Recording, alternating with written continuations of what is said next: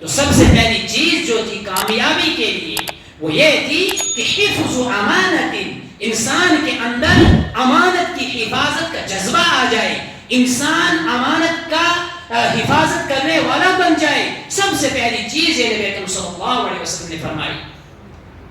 دوسری چیز آپ صلی اللہ علیہ وسلم نے فرمائی صدق حدیث، سچ بولنا۔ جس کے اندر سچائی کا جذبہ آ گیا، سچائی کا وہ کھوگر ہو گیا، سچ بولنے والا بن گیا، سمجھ لینا سب کچھ مل گیا۔ قرآن کریم کا حکم ہے کونوا مع الصادقین، سچے لوگوں کے ساتھ رہنا۔ حدیث پاک میں آپ علیہ السلام نے فرمایا ما یزال الرجل یصدق، برابر انسان سچ بولتا رہتا ہے حتی یکتب عند اللہ صدیقا، وہ اللہ کے یہاں سچا لکھا جاتا ہے۔ سچ کے بارے میں کتنی احادیث ہمارے پاس موجود ہے، قرآن کریم کی آیات موجود ہے کہ سچ پر انسان کو کیا انعام ملتا ہے، اور جھوٹے کے بارے میں کیا نبی اکرم صلی اللہ علیہ وسلم فرمایا ان الکذب یا ان الصدق یہدی الی الجنہ، سچائی انسان کو جنت کی طرف لیتی ہے، اور جھوٹ جو ہے یہ انسان کو الی الفجور، گناہ کی طرف لیتا ہے، اور گناہ انسان کو جہنم میں ڈالتا ہے۔ تو انسان سچ بولے گا تو سچ کے ذریعے سے اس کو انعام سے نوازا جائے گا، انسان جھوٹ بولے گا تو اس کے ذریعے سے دنیا میں بھی وہ پریشان ہی پریشان رہے گا، لوگوں کی نگاہوں میں بھی وہ ذلیل اور رسوا ہو جائے گا، اور اللہ رب العزت کے یہاں بھی وہ گھٹیا انسان ہوگا کہ جب انسان جھوٹ بولتا ہے تو اس کے جھوٹ کی بو سے میلہ میل فرشتے دور بھاگتے ہیں، یہ اس جھوٹ کی قباحت ہے۔ تو جب انسان کے اندر سچائی کا مادہ پیدا ہو جائے، انسان سچ بولنے لگے تو سمجھ لینا کہ اس کو دنیا کی تمام تر چیزوں کی کوئی ضرورت نہیں ہے، اس کو سب کچھ مل چکا ہے، کیونکہ اس کے اندر سچائی کا مادہ آ چکا ہے، یہ سچ بول رہا ہے۔ متعدد احادیثوں میں سچائی کا ذکر آیا ہے کہ سچ بولنے والے کو کیا انعام دیا جائے گا اور جھوٹ بولنے والے پر کیا عذاب ہوگا۔ اس کے بعد نبی علیہ السلام نے تیسری چیز فرمایا وحسن خلیقۃ، تیسری چیز جو ہے انسان کے اندر اچھے اخلاق کا ہونا۔ نبی اکرم صلی اللہ علیہ وسلم نے فرمایا اکمل المؤمنین ایمانا احسنهم خلقا، کہ کامل اور مکمل مومن وہی ہے جس کے اخلاق اچھے ہوں گے۔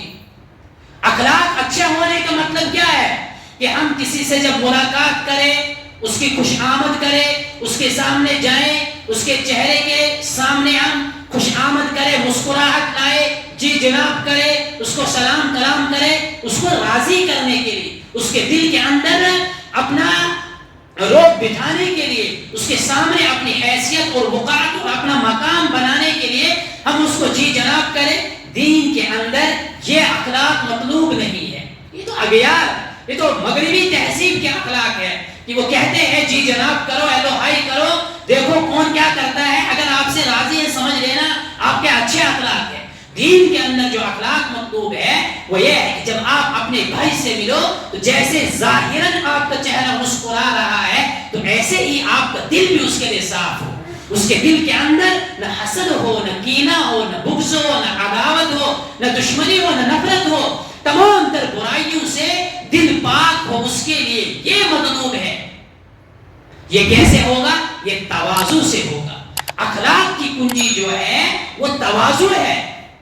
تواضع انسان کے اندر جب آئے گی تو سمجھ لینا جب وہ اپنے آپ کو عاجز سمجھے گا، کمتر سمجھے گا، اپنے سے بڑا دوسرے کو سمجھے گا تو سمجھ لینا یہ اخلاق اس کے اندر ہے، اخلاق کا پیکر ہے۔ اللہ نے نبی صلی اللہ علیہ وسلم فرمایا من تواضع للہ رفعہ اللہ، جو اللہ کے لیے تواضع اختیار کرتا ہے اللہ اس کو بلندیوں پر لے جاتا ہے۔ انسان اپنے آپ کو سمجھے، قرآن کریم نے کہا کہ انسان کو دیکھنا چاہیے من ای شیء خلقہ، کہ اس کو کس چیز سے پیدا کیا ہے، تب جا کے اس کو پتا چلے گا کہ مجھے کبر کرنا ہے، مجھے عجب کرنا ہے، مجھے تکبر کرنا ہے یا مجھے عاجزی اختیار کرنی ہے۔ قرآن سورہ عبس وتولی میں اللہ رب العزت فرمائے من ای شیء خلقہ، کس چیز سے تجھ کو پیدا کیا، من نطفہ، ذرا دے۔ سورہ قیامہ کے اندر اللہ رب العزت فرماتے ہیں ایحسب الانسان ان یترک سدى الم یکن نطفۃ من منی یمنا، ارے انسان دیکھ ذرا تو ٹپکتے ہوئے پانی کا قطرہ تھا. پھر اللہ رب العزت کیا فرماتے ہیں؟ من ای شیء خلق من نطفہ. سورہ طارق کے اندر اللہ رب العزت فرماتے فلینظر الانسان مما خلق. انسان کو دیکھنا چاہیے کس چیز سے اس کو پیدا کیا. خلق من ماء دافق، اچھلتے کودتے پانی سے اس کو پیدا کیا. یخرج من بین الصلب والترائب. اگر انسان اس پر غور کرتا، اس کو دیکھتا تو وہ تکبر نہیں کرتا. وہ یہ نہیں کہتا ہم جو دیگرے نیست، ہم جیسا کوئی ہی نہیں ہے، ہم ہی سب کچھ ہے، ہمیں یہ عہدہ ملا ہے باقی کچھ نہیں ہے، ہم ہی سب کچھ ہے. اگر اس آیت پر اس کی نظر ہوتی تو اللہ رب العزت قرآن کریم کے اندر الم نخلقہ من ماء مہین، کیا ہم نے ان کو حقیر پانی سے پیدا نہیں کیا؟ اگر یہ چیزیں انسان کے اندر ہوتی، اس کے سامنے قرآن کریم کی آیتیں ہوتی، اس پر تکبر کیا ہوتا، غور کیا ہوتا، تو اس کے اندر تواضع آتی، اس کے اندر کبر نہیں آتا. جب تواضع آتی تو وہ آگے جب کسی کے پاس جاتا تو اس کے دل کے اندر نہ حسد ہوتا. کیوں حسد ہوتا؟ جب اس کو پتا ہے کہ میں کچھ نہیں ہوں، میں عاجز ہوں، میں کمزور ہوں، میں سب سے گھٹیا انسان ہوں، سب سے اعلیٰ لوگ یہی ہے، سب سے بڑے لوگ یہی ہیں، یہ بڑا ہے، وہ بڑا ہے، وہ بڑا ہے، میں کچھ نہیں ہوں. جب وہ اپنے آپ کو خاک کے ساتھ ملا دیتا تو تب جا کے وہ دوسرے لوگوں کے سامنے جب جاتا تو اس کا دل بھی صاف ہوتا، اس کا ظاہر بھی صاف ہوتا. تو اس کے اندر جو اخلاق مطلوب ہے شریعت کے اندر، اسلام کے اندر، وہ اخلاق پیدا ہو جاتے ہیں. تو یہ چیز ہم اپنے اندر لائیں گے جو کہ کبر کے بارے میں اللہ رب العزت نے فرمایا وَلَا تَمْشِ فِي الْأَرْضِ مَرَحًا، زمین پر اکڑ کر مت چلو. اکڑ کر چلنے سے تکبر ظاہر ہوتا ہے. اور تکبر کے بارے میں حدیث قدسی میں آتا ہے، اللہ رب العزت فرماتے ہیں تکبر میری چادر ہے، جو اس کو کھینچنے کی کوشش کرے گا میں اس کو جہنم میں داخل کروں گا. انسان کیا تکبر کرے گا؟ انسان اپنے آپ پہ نظر کرے، انسان کچھ نہیں تھا. اللہ رب العزت سورہ عبسہ کے اندر ہی فرماتے ہیں من ای شیء خلق من نطفہ خلقہ فقدر ثم السبیل یسر. ذرا دیکھو کہاں سے نکلا ہے، کس راستے سے دنیا میں آیا ہے. انسان تکبر کیا کرے گا؟ ذرا انسان اپنی حالت پر غور کرے، روزمرہ کی زندگی پر.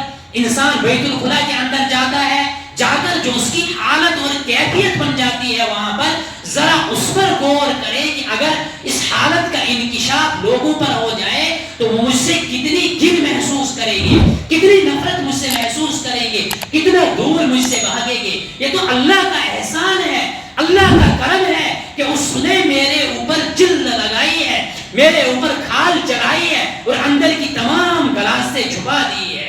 اگر ان گلاستوں پر کوئی انسان مطلع ہو جاتا وہ دور مجھ سے بھاگتا. کیوں تکبر کرے گا انسان اگر ان چیزوں پر نظر ہوگی؟ کس راستے سے آیا ثم امات، پھر اس کو مرنا ہے. کیا تکبر کرے گا؟ کیا ایڑی مار کر چلے گا؟ تکبر کے مختلف طریقے ہیں. تکبر فقیری میں بھی ہوتا ہے، تکبر مالداری میں بھی ہوتا ہے. تکبر انسان عاجزی اختیار کرتا ہے، بظاہر لگتا ہے کہ یہ بڑا نیک آدمی ہے، لیکن اس میں بھی تکبر ٹپکتا ہے. وہ چاہتا ہے کہ لوگ دیکھیں مجھے، میری طرف مائل ہو اور سمجھے دیکھو کتنا نیک آدمی ہے، پھٹے پرانے کپڑے لگا کر آیا ہے، سر پہ رومال ڈال کر آیا ہے، اور کیا ہے اس کی اندر کی جو غرض ہے وہ یہ ہے کہ لوگ کہیں بڑا اللہ کا ولی ہے، بڑا نیک آدمی ہے. تکبر صرف مال میں نہیں ہوتا ہے، فقیری میں بھی تکبر ہوتا ہے. تو انسان کو اگر ان چیزوں پر نظر ہوتی تو وہ تکبر نہیں کرتا. یہ تیسری چیز ہے کہ نبی علیہ السلام نے فرمایا کہ حسن خلیقۃ، جس کے اخلاق اچھے ہوں گے سمجھ لینا اس کو سب کچھ مل چکا ہے. اس کو اب دنیا کی کوئی ضرورت نہیں ہے. دنیا کی گاڑی، دنیا کا بنگلہ، دنیا کی عیش و عشرت نہیں مل رہی ہے تو پریشان ہونے کی ضرورت نہیں ہے.